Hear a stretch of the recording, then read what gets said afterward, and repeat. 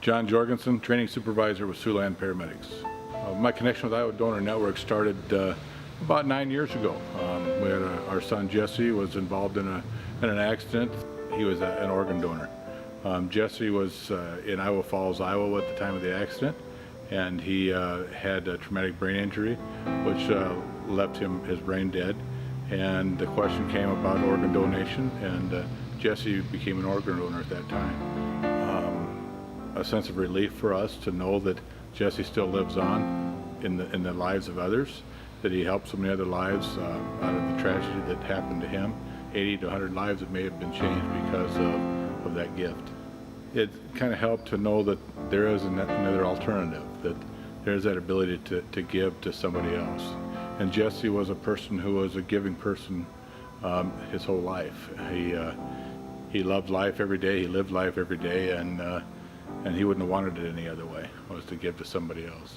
We've gotten a letter that actually came early on through Iowa Donor Network that a lady that had received his lungs, and she'd had been on oxygen for years and years and years, and was no longer on oxygen. She was able to enjoy her kids and grandkids without having to have an oxygen tank to be carried around with her. I'm Laurie Gerke. I'm a pediatric transport nurse for Blank Children's Hospital and Unity Point Life Flight. So in 2003, my sister was a bicyclist in Kansas City who was struck by a truck that was being pursued in a high-speed police pursuit. She was run over, she was gravely injured, and she died in the hospital emergency room. We felt as a family that in Kansas City that the Donor Network worked very closely with the homicide detectives to allow her to be a donor and also respect the fact that her body was a crime scene. The Donor Network was at her funeral to answer any questions that people had, and I think that people had this misunderstanding that oh, well, because she was the victim of a homicide, she couldn't donate, or because she wasn't on life support, she couldn't donate. But in fact, she donated a lot, and we felt really, really good about that and had no regrets. It didn't impact our grieving, it didn't impact our services. In fact, it probably made them better. My mother was elderly, and she was very soothed by the fact that my sister was able to be a donor. I'm Eric Bollinger. I'm the Battalion Chief of EMS at Burlington Fire Department. Out of nearly 30,000 deaths in Iowa alone every year, only 10,000 of those are referred to the Iowa Donor Network. That's 20,000 people that could have been referred to the Iowa Donor Network and helped out so many more people. I think those numbers are atrocious. And I think we, as an EMS community, need to come together and make them better. I think people need to understand that the job does not end when the pulse ends, and that there's more that we need to do for that patient and that family, and that includes making a referral to the Iowa Donor Network. It's so important to make that phone call for every death, every time. It could be one person's life gets changed. It could be 100 people are affected by that one phone call. It's quick, it's easy, and it saves lives. Of all of the calls and tasks and things that we do, making a Donor Network referral call is so easy. It's not organ donation so much that we're making that referral for, it's for tissue donation.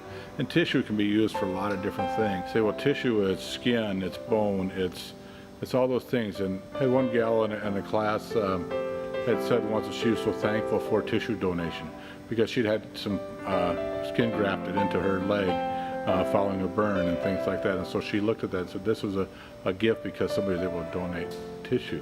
It's not a difficult thing to do, and if we can do anything to increase those numbers, because we know how many adults and children are waiting for organs. We know how many kids with scoliosis are going to go to surgery and are going to use some of those pieces of bone to help their spine grow straight and strong. Because of the training that we received from Iowa Donor Network, the medics are much more comfortable with making that phone call every time.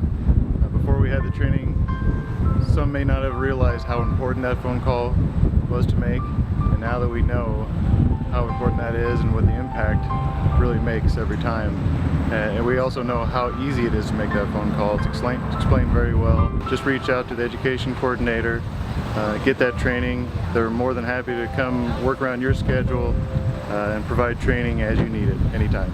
If we only have a third of the population being available for organ donation, that still leaves a lot of people that's still in want and in need. And when we make more referrals, we get more opportunity, and more opportunity is that gift of life that's handed down to continue that legacy. So it's really, really important to make that referral. It's so simple to do, and before Jesse's incident, really didn't know that. And then the protocol or the policy came out from the state and actually laid a pretty good blanket of here's how to do it. But make the referral. Can't say enough about that. There was an old bumper sticker that said, you know, don't take your organs to heaven because we need them here. And I work with so many kids who are in dire need of healthy organs. And so all you have to do is spend time, you know, with a child who's waiting for a heart or who's waiting for a liver, and they're so sick. And they're so excited when the day comes that organ's available and we're taking them to the center where they're going to receive their transplant. Donation is giving that gift of life to somebody else in need. A tragic event has just happened to you. You could take that tragedy and turn it into something that's positive for somebody else. And giving that gift of life can make that difference, and your loved one will live on.